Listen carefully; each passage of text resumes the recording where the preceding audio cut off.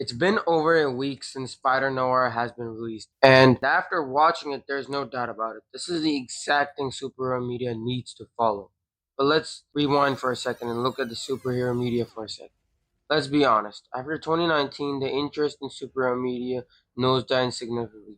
Endgame very much ended and wrapped the Infinity Saga, and for a lot of people, that meant the end. But these movies made profits and were huge, and obviously Hollywood was not gonna stop making these movies. But the movies that came after started making those profits, but also as quality became down, quantity increased even more with the release of Disney Plus shows, and mainly superhero media became more like homework over it actually becoming something that everyone used to enjoy. They're not dead, but they no longer had the same value as they used to. Superhero media became something that was just part of the culture zeitgeist, but wasn't the culture zeitgeist. It wasn't the big thing, the big event movies anymore. It's why the MCU now is trying to soft reboot with Avengers, Doomsday, and Secret Wars, and is bringing back RDJ and Chris Evans. They want that core audience to come back. They want everybody to remember what it was like when it was good. The DCU is now in a full reboot, building their own universe with last year's Superman and this year's multiple different projects that they're releasing with Supergirl and Clayface this time. And it's doing a great job, I think, by supporting creators, plus adapting comic books and giving them the proper credit, like the Tom King Supergirl Woman of Tomorrow run that they are actually using as a marketing ploy, which I think is fantastic, and I think Marvel needs to do that more. But that's a whole different video. But anyways, the thing is that I think essentially that made these movies, mainly the MCU, fall a bit is mainly formulaic writing. It constantly wants to appeal to everyone. None of these films try to tell a good story in a unique fashion.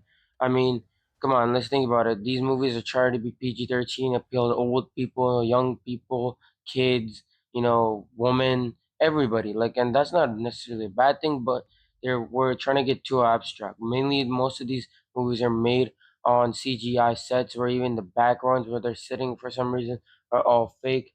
None of these movies try to actually make something that is actually genuinely, unique, or give their creators full support to write whatever they want. Rather, they have this concise, strict timeline shit that they have to follow, and it sort of take the fun away from the giving creators their own voice and actually allowing them to really make what they want to make.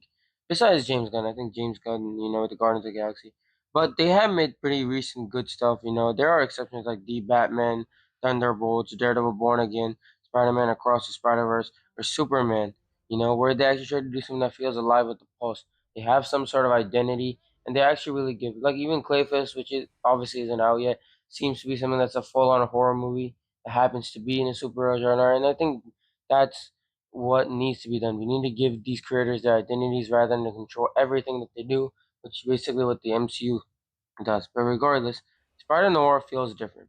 This is a show that takes everything we've known from Spider-Man and does it in such a fresh way that this is the way superhero media should be written. Spider Noir takes place in the 1930s or 40s, New York, and actually is very much a fantastic show that I think is wonderfully written, and for any superhero fan is amazing. Also, I just realized that you know Nicolas Cage now is the fourth live action Spider Man, which is kind of crazy to think that we've had Tobey Maguire, Andrew Garfield, Tom Holland, and then we now have Nicolas Cage joining those ranks. And believe it or not, he does a fantastic job at his version of Spider Man and who's supposed to be, you know. And if you don't know, Spider Noir is basically Peter Parker is in the comics, but instead of him being in the modern times, he's really a private eye detective, uses guns, and sort of the noir version that is set in the 30s and the 40s, and he fights crime and really corruption in that era. And genuinely, it's a very wonderful thing. I was rewatching Ultimate Spider-Man, and there's a cameo that version of Spider No More, which also was really interesting. Also, mainly the Spider-Man Into the Spider-Verse movie, where we do see Nick Cage voicing him. So they take this character and give him a show, but they change some things. Like for example, his name is Ben Riley, which again I think is fantastic because as someone who started reading Spider-Man comics with the Clone Saga, and if you know anything about the Clone Saga, it pretty much is really weird and really, really a bad comic book. But the very fact that we get to see some sort of Ben Riley, I enjoy that. There's no doubt about it. Like I really want to see Ben Riley for some reason, but anyways, is a private eye in this movie, in this show, and he very much is the noir setting. And honestly, I watched it in black and white because of the two versions, and noir has to be black and white. And I think that's the first thing this show. I keep saying movie. I don't know why I keep saying movie. This show does fantastic. Is that it really feels like a noir setting in black and white. Oftentimes when someone shoots something in black and white, there is a difference. Like noir movies, when the lighting and everything changes completely because it has to feel noir, because it's only technically two colors. So you have to make sure the lighting hits the person a certain way. It feels a certain aesthetic, and I think the show nails that aesthetic and does a fantastic job in black and white, and it makes the experience honestly better. I have no desire to watch the show again in color. Looks brilliant in what it does. And I think that's where this show separates itself, where it first of all puts itself in the genre that it's trying to be. It does a fantastic job with obviously the black and white, and does a great job, but also the set designs. You see this New York, and yes, obviously the large buildings and everything is CGI, but the cars specifically they're driving, the rain, everything, those things feel practical. They do a fantastic job with the suits, fantastic job with the extras and everything. It feels 1930s and 40s, but they also create their own version 1930s and 40s. Where we see people are different color and fantastic. Like his secretary is Ruiz, and she's Hispanic. And obviously, if this was like 1930s, 30s, yes, there will be Hispanic people. But I don't think it would be like the way they show in this. But I'm really glad that they sort of do that, give that diversity, but still stick to the genre. But they also show the times, and they do a fantastic job with this. Mainly, it's that this is first a detective story that happens to be about a superhero, and that's where I think this show really works. The show takes the idea of Spider-Man and actually allows him to thrive in a genre, creating something fresh. Ben Riley is Spider-Man, but he isn't perfect. He drinks alcohol a lot. He's messy. He has a very weird personality, which again I think is just Nicolas Cage being Nicolas Cage. But again, that's not a bad thing. What is it? What is it? What is it? Oh, no, not the beast! Not the beast! Ah! But he isn't perfect. He rather falls in love and makes mistakes. He has his own regrets. But yet, at the end of the day, he has this core good heart, this good personality that wants to do the good, no matter how much he's suffering. And I think that's why this show works so well. It takes the core idea of Spider-Man, but reinvents it with a new passion that I think all the superhero media needs to do. And also, speaking of which, Nicolas Cage's performance in this is fantastic. He really plays this older version of Spider-Man fantastic in this fantastic way, where we see him, struggling with this identity, struggling with the fact of who he is after he loses someone that we learn about in the show. We see him struggle constantly and not wanting to be the superhero, but yet chooses to do the right thing because of he is a good heart. It really makes you want to root for the person. And again, ultimately, who Spider-Man is, no matter how shitty his life is, no matter how this, he tries to do the right thing always, and which is why we always love Spider-Man.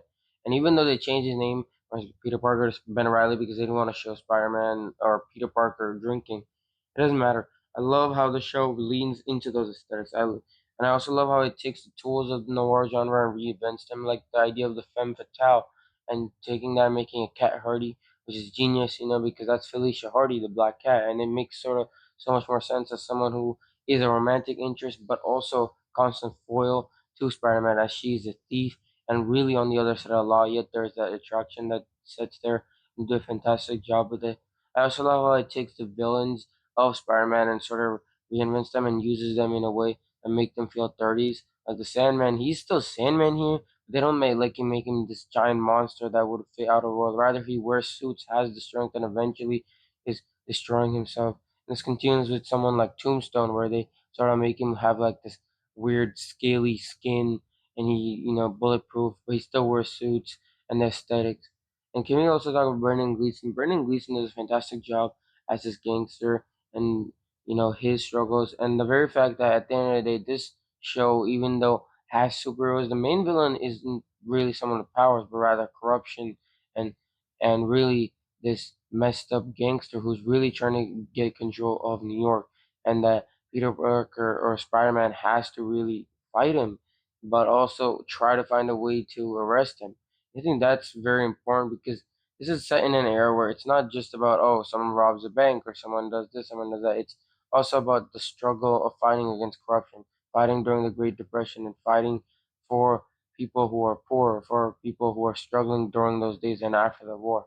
And I think this does that. Spider Noir isn't a special show just because it's set in a unique time and has good characters. It's a special show because it uses all of that to tell a fantastic story that just happens to be in the superhero genre. It's not about, oh, he is a superhero. No, it's a detective noir story about that happens to then become a superhero drama about a superhero struggling with everything that's handling to him. Even as Cage considers to lose his powers, he says that with no power comes no responsibility. Now, granted, he wants to say with great power, great responsibility, and sort of riff on it, but that's a fantastic way of saying it. That in a way, he's tired of this power because he has to use it for the right things. It essentially makes him Spider-Man, but yet at the same time, he's tired of it. And that clip on Instagram that's been surfacing, if you haven't seen it, where he is in the bar talking about his struggles, it hits because that's who Spider-Man is. That nobody cares about him in the sense. Nobody cares about his common man struggles, and that's why the show works. It takes the same core elements but reinvents them by putting them in a genre and leaning fully into the genre. Taking those risks of having Spider-Man drink, having him have these innate flaws, having this wild, absurd ideas of how he gets his powers, and really have this immoral characters and how he's trying to live in this murky noir genre yet try to be a good-hearted man is fantastic the way they did it. And I don't think anyone else would have done this. Like if this was Disney owned, they never would have tried to probably do this because they want to sanitize and clean the image. They want to constantly have the same repetitive idea and just sell it and repeat it. And this is why Spider-Man Noir is important. We need more super media to lean into this, to take those risks and push the story by putting in a certain genre and completely lean into it. And I think that's where MCU used to be. Their earlier movies were PG-13, but they also tried and very much leaned into those genres. Captain America: The Winter Soldier is a political thriller movie. That's why it's such a great movie because it tries to, go into that genre. Granted, it doesn't fully do that, but even the elements that it do and its aspects makes it fantastic to watch. Guardians of the Galaxy is this sort of like, funny comedy, cosmic stuff, and it sort of leans into that sort of aesthetic.